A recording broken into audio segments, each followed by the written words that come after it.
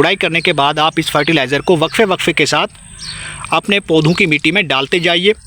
इस फर्टिलाइज़र को देने से आपके पौधों की जड़ों में फास्फोरस की कमी पूरी होगी, क्योंकि इसके अंदर फास्फोरस मौजूद है और फास्फोरस से आपके पौधों के ऊपर ज़्यादा ब्रांचेज आएंगी, नई शाखें निकलेंगी और इसके साथ साथ पौधे के ऊपर फ्लावरिंग और फ्रूटिंग में इजाफा होगा। दोस्तों, कई बार हमारे पौधों के पत्ते पीले हो जाते हैं, सड़ना शुरू कर देते हैं, इनके मार्जिन्स मुड़ना शुरू कर देते हैं और ये ब्लैक स्पॉटेड हो जाते हैं या फिर आपके पौधों के पत्ते झड़ जाते हैं। इसके अलावा आपके पौधों की मिट्टी के अंदर न्यूट्रिशनल वैल्यू डाउन हो जाती है, अचानक से पौधे सूख जाते हैं, ऊपर से नीचे की तरफ ये ड्राई होना शुरू हो जाते हैं, इनके स्टेम बिल्कुल सूख जाते हैं और साथ में नई ब्रांचेस, नई ग्रोथ बिल्कुल रुक जाती है।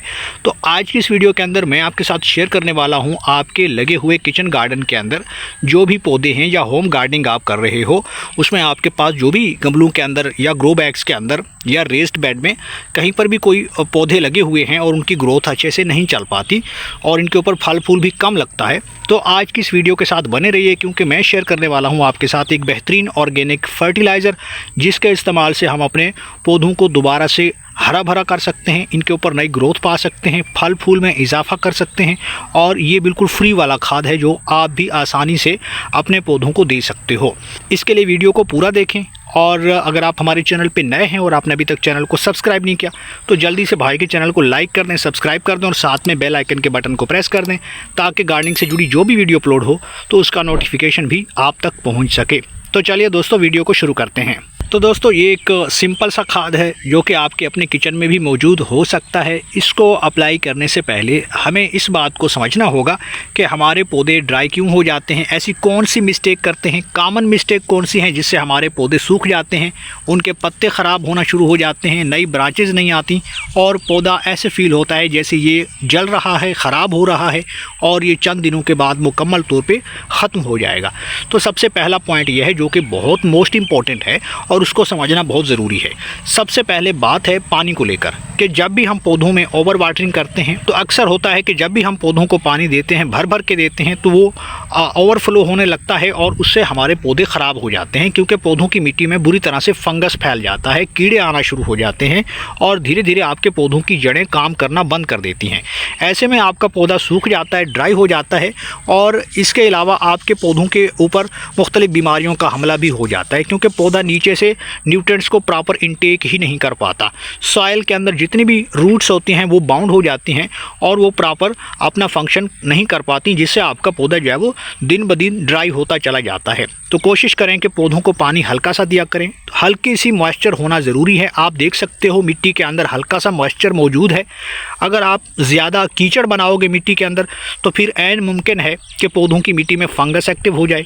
फंगस की ग्रोथ काफ़ी तेज़ी से फैलती है, जिससे आपके पौधे की ग्रोथ मुकम्मल रुक जाती है और साथ में पौधों की जड़ों को वो खाना शुरू कर देता है, मिट्टी ख़राब हो जाती है और अनहेल्दी बन जाती है। इसके अलावा जो दूसरा अहम पॉइंट है दोस्तों वो ये है कि आप प्रॉपर गुड़ाई नहीं करते हो, मिट्टी बाउंड हो जाती है, ऊपर से काफ़ी बार ये सख्त हो जाती है, जिससे आपका पौधा ग्रोथ करने में नाकाम हो जाता है और आपके पौधों के ऊपर फल फूल भी कम हो जाता है। ना तो पौधे की ग्रोथ बढ़ पाती है, ना हाइट बढ़ पाती है और ना ही पौधे के ऊपर कोई नई ब्रांचेज आ पाती हैं। तो दोस्तों, यहाँ पे पौधों की अच्छी ग्रोथ के लिए ज़रूरी है कि पौधों को आप अच्छी खाद दें। अच्छी खाद से मुराद यह है कि ऑर्गेनिक खाद होनी चाहिए जिसके अंदर नाइट्रोजन होना चाहिए, फास्फोरस होना चाहिए और पोटाशियम होना चाहिए। जब तक आप इस तरह की खादों का अप्लाई नहीं करते मिट्टी के अंदर, तब तक आपके पौधों की मिट्टी के अंदर जो भी जड़ें होती हैं ना तो वो फैल पाती हैं और ना ही कोई पौधे की ग्रोथ बढ़ पाती है। इसके अलावा दोस्तों, जो अहम पॉइंट है वो ये है कि पौधों की मिट्टी हमेशा नरम होनी चाहिए, ये सख्त नहीं होनी चाहिए, हमेशा सॉफ्ट होनी चाहिए, वेल ड्रेन होनी चाहिए।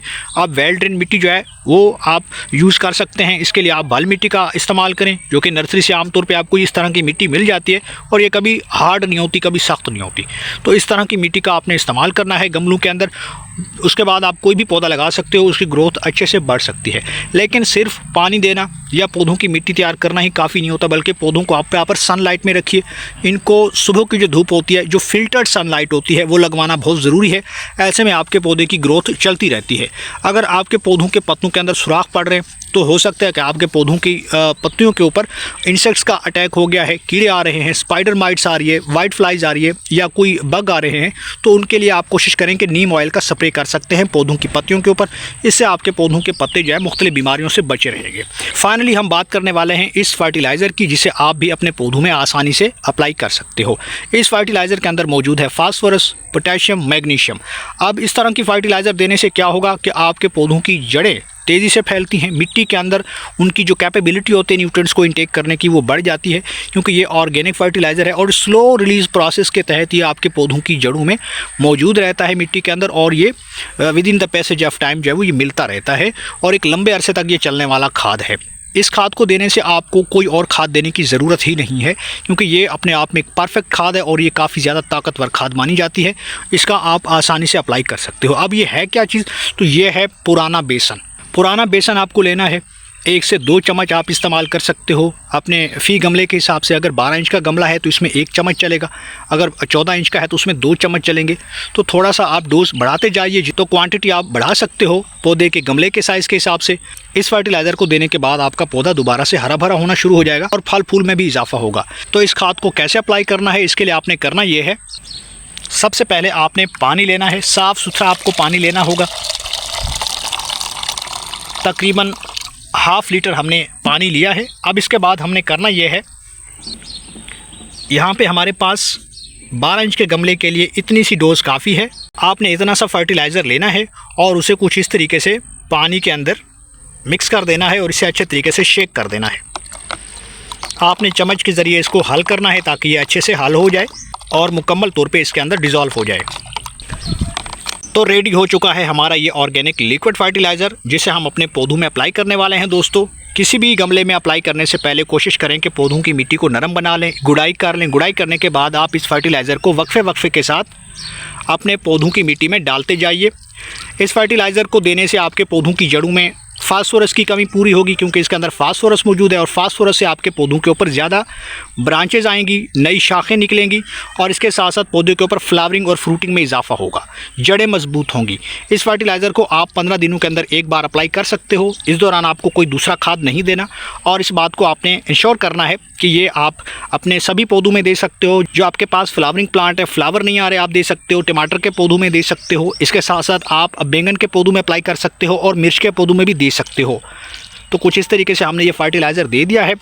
आने वाले चंद दिनों के दौरान आपका पौधा फिर से एक नई ग्रोथ की तरफ जाएगा, नए ब्रांचेज आएंगी, नए बर्ड्स आएंगे और आपके पौधे के ऊपर जो भी पत्ते जो पीले हो रहे थे वो हरापन इनके ऊपर आना शुरू हो जाएगा। उम्मीद करता हूँ कि आपको ये वीडियो पसंद आया होगा। वीडियो पसंद है तो वीडियो को लाइक कीजिए, शेयर कीजिए और भाई के चैनल को सब्सक्राइब कर दीजिए।